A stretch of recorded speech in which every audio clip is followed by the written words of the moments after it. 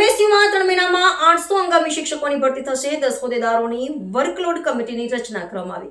નવા શૈક્ષણિક વર્ષ 2025-2026માં યુનિવર્સિટીના હંગામી શિક્ષકોની ભરતી માટે હેડ ઓફિસ દ્વારા તમામ ફેકલ્ટીઓ કોલેજો પાસેથી યાદી મંગાવાઈ છે, જે અંગે આજે મળેલી વર્કલોડ કમિટીની બેઠકમાં 800 હંગામી શિક્ષકોની નિમણૂક કરવાનો નિર્ણય લેવાયો હતો, જે અંતર્ગત એપ્રિલ મહિનામાં યુનિવર્સિટી દ્વારા નોટિફિકેશન પ્રસિદ્ધ કરાશે.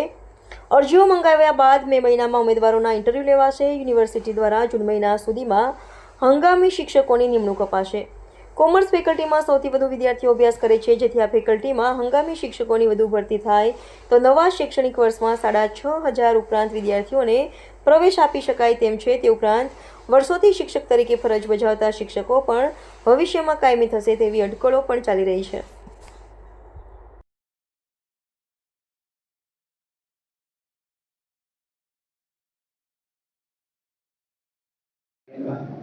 વર્કલોડ કમિટીની રચના પણ થઈ, રચનાના આધારે મિટિંગ પણ થઈ અને લગભગ 800 હંગામી શિક્ષકોની ભરતી પણ થશે. શું કહેશો? મહારાજા સયાજીરાવ યુનિવર્સિટી ઓફ બરોડાના આગામી સત્ર માટે થઈ અને જે ટેમ્પરરી અધ્યાપકોની રિક્રુટમેન્ટ કરવાની હોય છે તેના માટે વર્કલોડ કમિટી ફોર્મ થઈ અને વર્કલોડ કાઉન્ટિંગનું કામ અત્યારે યુનિવર્સિટીમાં ચાલી રહ્યું છે. આ વર્કલોડ કમિટીના રિવ્યૂના આધારે આગામી વર્ષની અંદર જે કોઈ પણ ટેમ્પરરી ટીચર્સના રિક્રુટમેન્ટ કરવાના છે, જેની અંદર મુખ્ય 3 ભાગની અંદર રિક્રુટમેન્ટ થાય. એક તો ટેમ્પરરી ટીચર્સ, બીજા છે હાયર પેમેન્ટ પ્રોગ્રામની અંદર ટીચર્સ અને ત્રીજા છે કોન્ટ્રેક્ચ્યુઅલ એડ્યુકેશનલ સર્વિસીસ, કે જેને આપણે 5 યરનો કોન્ટ્રાક્ટ અત્યાર સુધીનું કહેતા હતા. એ 5 યરના કોન્ટ્રાક્ટ આ વખતે 4 વર્ષ માટે થવાનો છે.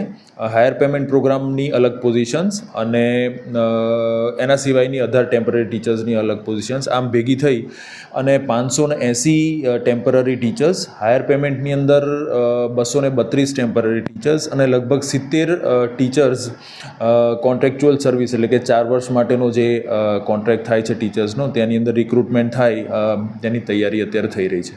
સાહેબ, આજે કમિટી બનાવી છે અને ક્યાંક પરમેનન્ટ કરવાની વાતને લઈને પણ ઘણા બધા વિષયો સામે આવતા હોય છે. એ દિશામાં પણ આ કમિટી કંઈક કરશે? હાલ આ કમિટીનું કાર્યક્ષેત્ર છે તે ટેમ્પરરી રિક્રુટમેન્ટનું છે, પરંતુ ચોક્કસપણે જે યુનિવર્સિટીની અંદર જે એસ્ટેબ્લિશમેન્ટ અપાયું છે માન્ય સરકારશ્રી દ્વારા, અને તેની અંદર વેકન્ટ પડેલી જે પોઝિશન્સ છે તેનું નવું નોટિફિકેશન બહાર પાડવાની કાર્યવાહી પણ હવે ટૂંક સમયની અંદર શરૂ થશે.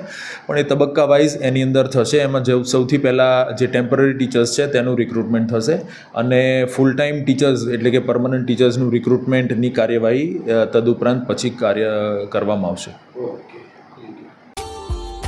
Subscribe now and press the bell icon. Never miss an update.